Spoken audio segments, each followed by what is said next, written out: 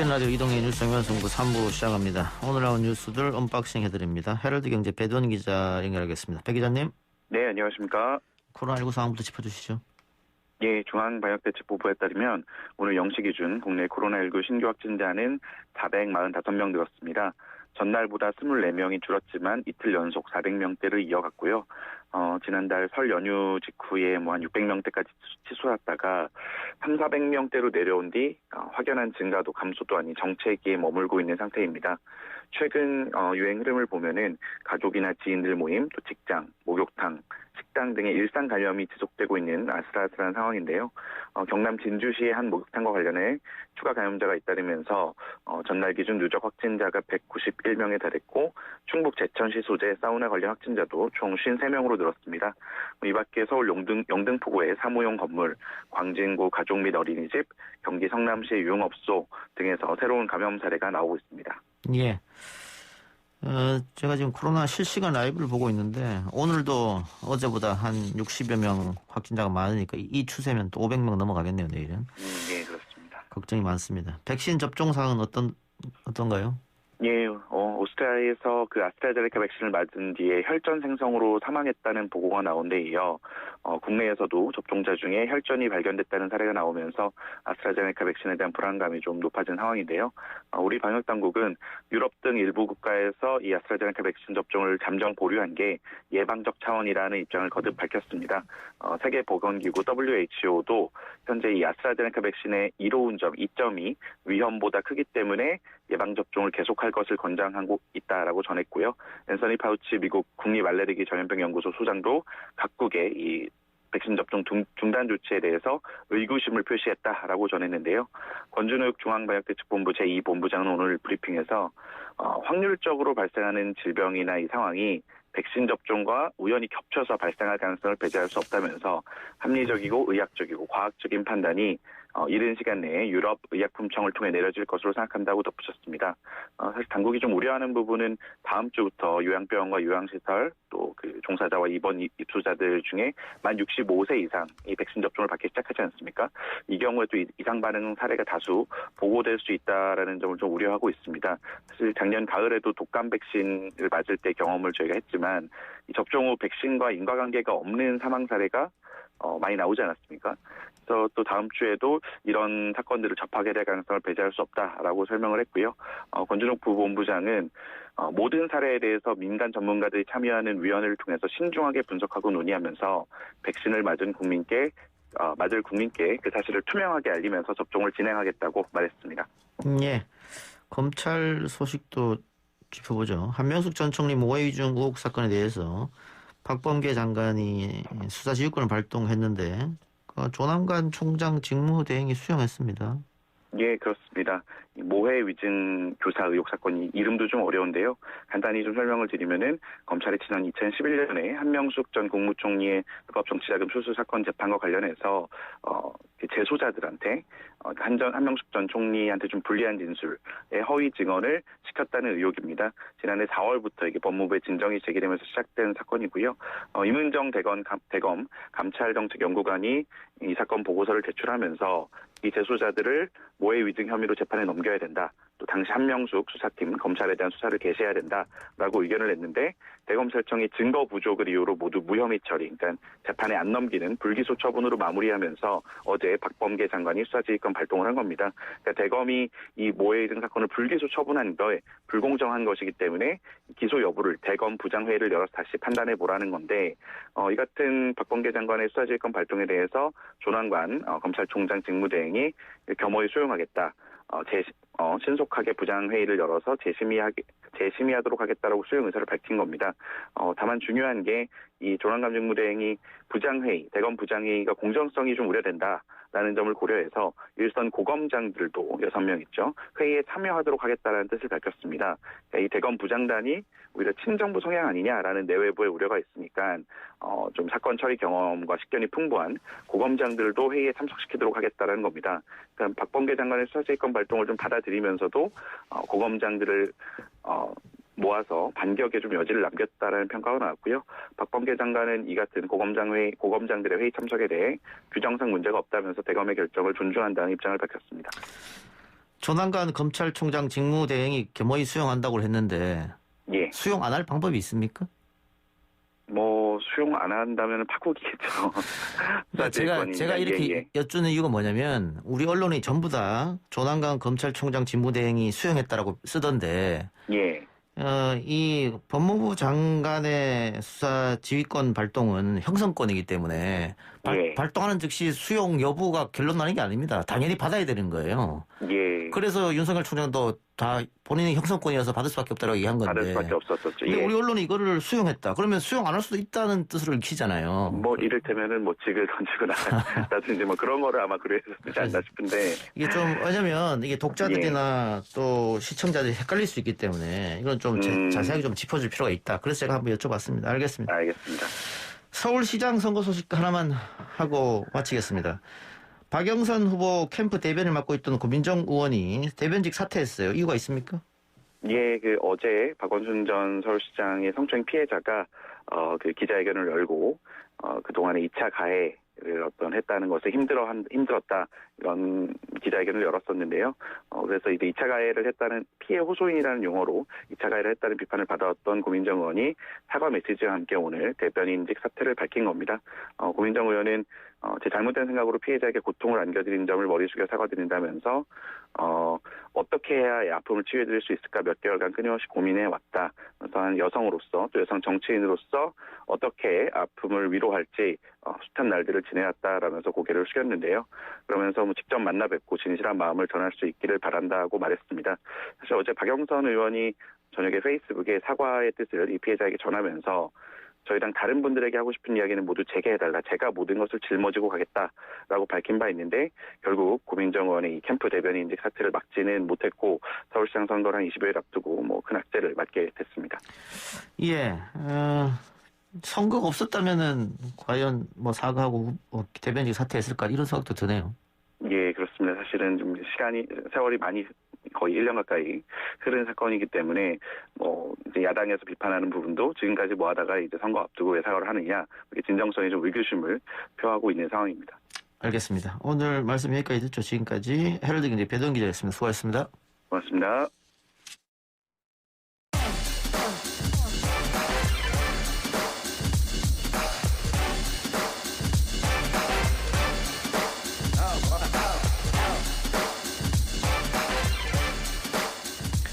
여론조사를 통해 민심을 읽어보는 시간입니다. 오늘은 배철호 리얼미터 전문위원 그리고 시사평론가 최영일 씨와 함께하겠습니다. 어서 오십시오. 안녕하세요. 네, 안녕하세요. 자, 재보궐선거가 이제 3주 정도 남았습니다. 현 상황부터 좀 짚어볼까요? 서울시장 후보 여론조사 상황부터 이야기해 주시죠. 예, 여론조사 세 가지 말씀드리겠습니다. 먼저 STI가 3월 12일, 13일 양일간 서울 1000명 ARS 조사를 한 것입니다. 표본 오차는 95% 신뢰 수준에서 플러스 마이너스 3.1%포인트를 보인 조사였는데요. 오세훈 후보가 51.8%, 박영선 후보가 33.1%, 안철수 후보, 박영선 후보 양자 가상 대결에서는 안철수 후보 53.7%, 박영선 후보 32.3%를 보였습니다. 그리고 SBS 넥스트 리서치 조사에서는 박영선 후보 35%, 오세훈 후보 42.3%, 그리고 박영선, 안철수 가상 대결에서는 박영선 33.6, 안철수 45.4%를 보였습니다. 그리고 이제 이번 주 가장 좀 핫했다라고 핫한 조사였는데요. 이 두 기관에서는 이제 양자 대결을 붙였는데 문화일보 리얼미터 조사에서는 3자 대결 단일화 이제 불발을 가정했을 경우였는데요. 예. 이제 오세훈 후보 35.6%, 박영선 후보 33.3%, 안철수 후보 25.1% 각각 보였습니다. 양자 대결에서는 오세훈 후보 54.5%, 박영선 37.4%, 그리고 안철수 박영선 가상 대결에서는 안철수 후보 55.3%, 박영선 37.38%를 각각 보였습니다. 예. 그리고 야권 단일 후보 질문이 있었는데 오세훈 후보 39.3%, 안철수 후보 32.8%를 각각 보였습니다. 예. 자, 세 가지 여론조사를 이야기해 주셨습니다만 민주당 입장으로서는 상당히 뼈아픈 게 박영선 후보가 분위기가 좋았었는데 지금 보니까 양자 대결은 다 지고 네. 그것도 STI 조사 같은 경우는 20%포인트 이상 차이가 나게 맞습니다. 지게 나왔어요. 네. 역시 민심이 이렇게 이반되는 데는 LH 사태가 가장 크게 영향을 미쳤다. 현재 최대 악재죠. 이미 LH 사태가 터지기 전에 가장 이제 서울시장 후보로 여당이 불리한 이슈는 부동산이었습니다. 이미 그걸 이사 이제 공급 대책으로 어떻게든 이제 민심을 좀 다잡으려고 했었는데요. LH 사태가 터지자 불신감은 더 커지고 심지어 뭐 야권을 중심으로 신도시 백지화 주장까지 나오고 있는 상황이 됐습니다. 이게 과연 3주 안에 극복될 수 있는 과제인가? 지금 대통령도 언급을 했고요. 부동산 적폐 세력을 청산하는데 남은 임기를 다 쏟겠다. 또 국무총리도 엄단하겠다. 황골탈퇴하겠다. 연일 이런 대책을 내놨는데 변창흠 장관이 사의를 표했고 사실상 수용이 돼서 시안부 장관이 됐고 홍남기 경제부총리가 총대를 맸습니다. 근데 민심이 아직 움직이는 이 정황이 안 보여요. 이렇게 되면 이변이 없다면 일단 뚜껑은 열어봐야 승패가 갈리겠지만 여당은 상당히 무거운 짐을 지고 선거전을 칠 수밖에 없겠습니다. 예. LH 사태가 해서 국민의 민심을 이반한 것은 믿었던 사람들에게 당했다. 네. 오히려 도둑들이었네? 뭐 이런 생각들을 네. 갖게끔 하는 거잖아요. 그렇죠. 고양이에게 생선을 맡겼네. 예. 이 심리죠. 거기다가 이 불로소득으로 땀도 안 흘리면서 일도 하지 않고 돈을 벌었네? 이런 생각인데. 그렇습니다. 이게 지금 야당 후보들에게는 또 물론 LH 문제로 이득을 보진 않았지만 어쨌든 부동산으로 야당 후보들이 이득을 보지 않았냐. 네. 그래서 LH가 또 부동산 투기로 흘러가면 결코 야권에 유리하지만 않겠다. 이런 구도도 보이는 것 같아요. 그것 때문에 우선 1차적으로는 집권 여당이기 때문에 책임을 진다는 자세로 이제 박영선 후보 같은 경우에 특검도 요구하고 전수조사도 요구하고 당에서는 그걸 받아서 또 야당과 협의를 하고 이렇게 진행이 되고 그런데 결국 야당이 처음엔 거부를 하다가 족족 다 받았어요. 그 이유는 뭐냐 하면 자 서울시장 부산시장 선거는 좀 승기를 굳혔다라고 보고 특검이나 전수조사가 선거 이후까지 늘어지더라도 이 LH 사태 이슈를 그 이후까지 끌고 가면 그다음은 대선이거든요. 예. 그럼 야당 입장에서는 해볼 만한 거지 이걸 버릴 이슈는 아닌 겁니다. 그래서 시간이 끌더라도 특검도 받고 전수조사도 받고 가는데 또 여당의 전략이라고 본다면 자 지금 사실은 시민단체라든가 언론이 이 쓰고 있는 분석 기사들을 보면요. 지금 180석 가까운 여당과 100석 내외의 지금 야당. 그런데 누가 더 부동산 부자인가를 보면 국회의원 평균 재산 보유량은 야당이 더 높아요. 이런 부분들이 이제 좀 더 적나라하게 공개된다면 그럼 민주당 입장에서 과연 불리할까? 이 문제를 밀고 가도 나쁠 것 없고 사실 지금 다시 돌아가서 나오는 게 왜 이런 거 미리 못 막았느냐. 입법을 왜 못했느냐. 예. 이해충돌 방지법 나오면 지금 국회의원 전체 중에 가장 최고 부동산 부자가 누굴 것 같으세요? 박덕흠 의원입니다. 의원, 예. 네. 지금 뭐 이 국민의힘에서 탈당을 한 상태지만 그래도 역시 보수 정치인이거든요. 예. 그러니까 이런 이미지를 어쩌면 이제 여당 입장에서는 야당으로 공을 넘길 수도 있는 기회다라고 생각하는 것 같기도 합니다. 박덕흠 의원을 빼니까는 평균 부동산이 확 떨어지더라고요. 엄청나게 떨어지죠. 그런 경우를 우리가 아웃라이어라고 하는데 예. 상향으로 끌어올리는 그런 역할을 하니까 얼마나 많았다는 거겠어요. 알겠습니다. 근데 뭐 민주당 입장으로서는 박영선 후보 지지율이 예전만큼 오르지는 않습니다만은 서울은 접전에서 약간 뒤진다고 보고 있고 네. 부산은 엄청 뒤진다 이렇게 판단하고 있을 텐데 부산시장 상황도 한번 우리 배 의원께서 언급해 주시죠. 예, 먼저 입소스 중앙일보 조사입니다. 3월 6일, 8일 3일간 실시했고요. 전화 면접이었습니다. 김영춘 후보 32.5%, 박영준 후보 48.0%, 15.5% 격차를 보였고요. 그리고 한국 리서치 이제 KBS 조사입니다. 3월 8일, 9일 양일간 실시했고 800명, 표본 오차는 플러스 마이너스 3.5%포인트를 보인 조사였는데요. 여기서는 김영춘 후보가 27.9%, 박형준 후보 40.9%, 13%포인트 격차를 보였습니다. 그리고 이제 SBS 의뢰로 넥스트 리서치가 3월 13일 부산 시민 1000명 조사에서는 김영춘 후보 24.3%, 박형준 후보 41.5%, 17.2%포인트 격차를 보였습니다. 예. 지금 배 의원께서 말해주신 3개 조사 말고라도 다른 조사도 그렇습니다만 대부분 결과는 비슷한 것 같아요. 김영춘 후보가 20%대 중후반 그리고 박형준 후보가 40% 초반 정도 이렇게 나오고 있는데 그동안 변함은 없었는데 배 의원 보실 때는 앞으로 이게 뭐 김영춘 후보가 조금 오르고 또 야당 후보가 조금 내리면 30%에 만나게 되거든요. 그게 네. 가능하리라고 보십니까? 아니면 지금의 이 여론조사 그대로 갈 거라고 보십니까? 좀 조정의 여지는 언제나 아하, 있지요. 그리고 예. 이제 부산에서 저도 고향이 부산입니다.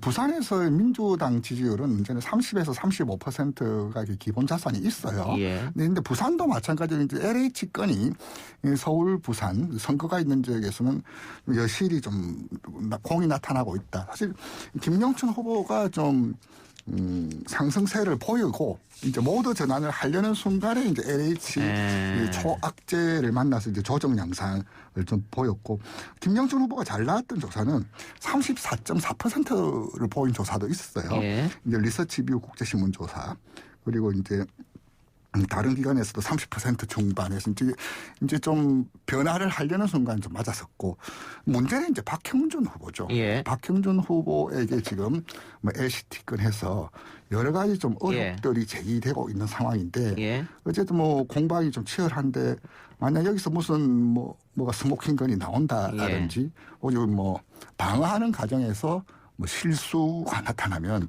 언제든지 좀 조정의 여지를 좀 보일 수 있는 그러면 다시 이제 간격이 좀 좁혀지는데 문제는 그 기간이 좀 너무 짧고 3주 남았으니까. 그리고 LH 악재가 그 사이에 또 뭐 좀 소멸될 수 있을지 이제 그게 이제 관건이란 관건이겠죠. 예. 자, 방금 배 의원 얘기처럼 부산은 누가 보더라도 야당이 앞서가는 분위기입니다만은 박형준 후보한테 의혹이 지금 많이 제기되고 네. 있어요. 친인척 채용 비리, 그렇습니다. 딸 부정 청탁 의혹, 그리고 사찰 문제, 네. 그다음에 LCT 특혜 문제. 그렇죠.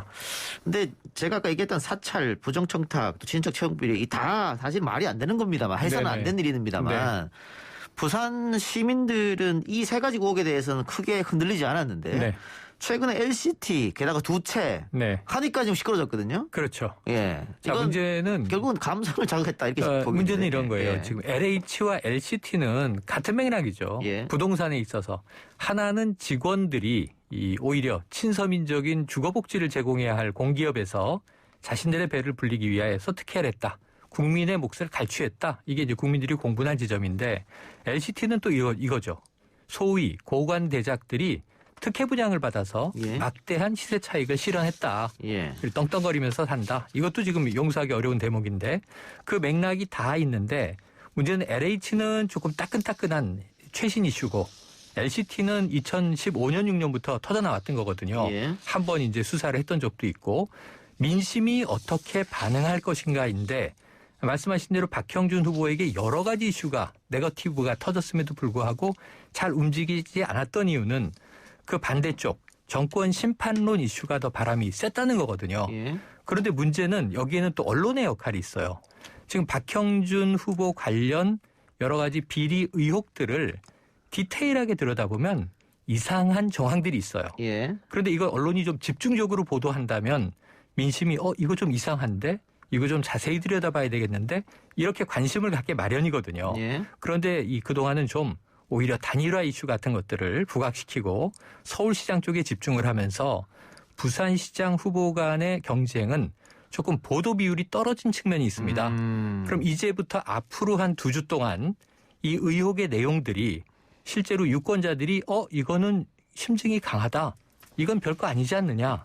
가치 판단을 할 수 있도록 정보 제공을 어느 정도 하느냐.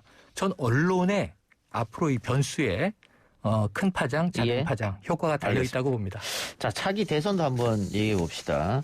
이거 엠브레인 퍼블릭 케이스테디 리서치 코리아 리서치 한국 리서치 4개 여론조사가 만 18세 이상 남녀 1,900명을 대상으로 지난 15일서부터 17일까지 여론조사를 실시했습니다.